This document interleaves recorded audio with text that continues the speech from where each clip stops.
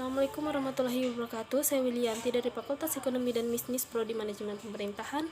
Kali ini akan menjelaskan materi 14 akuntansi.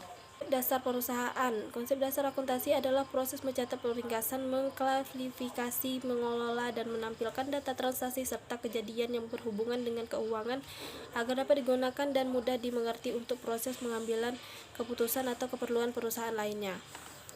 Hasil akhir dari siklus akuntansi adalah laporan keuangan yang dapat digunakan sebagai dasar dalam mengambilkan kebijakan lanjut dan mengetahui perkembangan suatu perusahaan.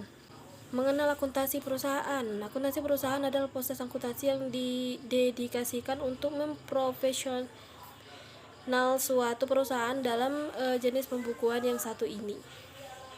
Akuntansi perusahaan hanya memuaskan perhatian pada catatan keuangan satu perusahaan, lebih khusus lagi akuntansi yang berfokusnya pada perusahaan yang telah memperkerjakannya.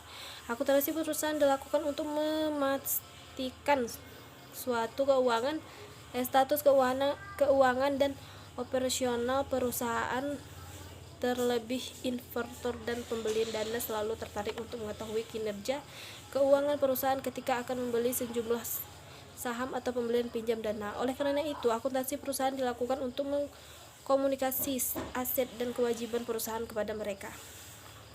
Akuntansi perusahaan juga dilakukan untuk memastikan aktivitas keuangan perusahaan, mengetahui hukum dan peraturan yang ditetapkan oleh pemerintah, memastikan kegiatan bisnis selera dengan kebijakan organisasi, dan menghasilkan laporan yang digunakan untuk membuat keputusan strategi bagi perusahaan.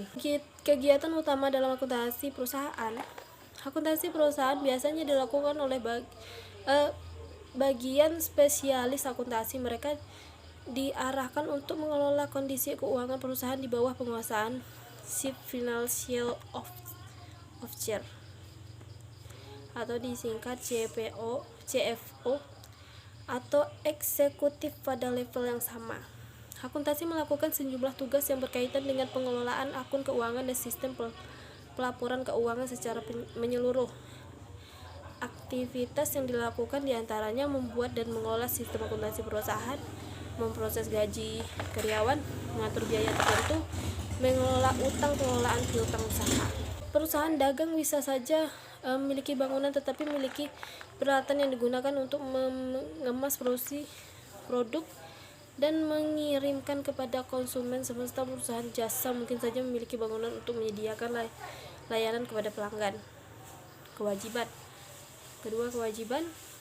Keduanya dapat memiliki kewajiban kepada orang atau sebuah perusahaan, baik berutang modal atau uang. Terutama perusahaan dagang yang membeli persediaan secara kredit, maka dimasukkan ke dalam utang dagang. Perhitungan biaya dan ekuitas pemilik. Perusahaan dagang dan jasa sangat memiliki perbedaan yang mencolok dalam hal satu ini. Keduanya mungkin memiliki aset yang sama, akun pendapatnya maupun modal untuk memiliki dalam akuntansi perusahaan. Assalamualaikum warahmatullahi wabarakatuh.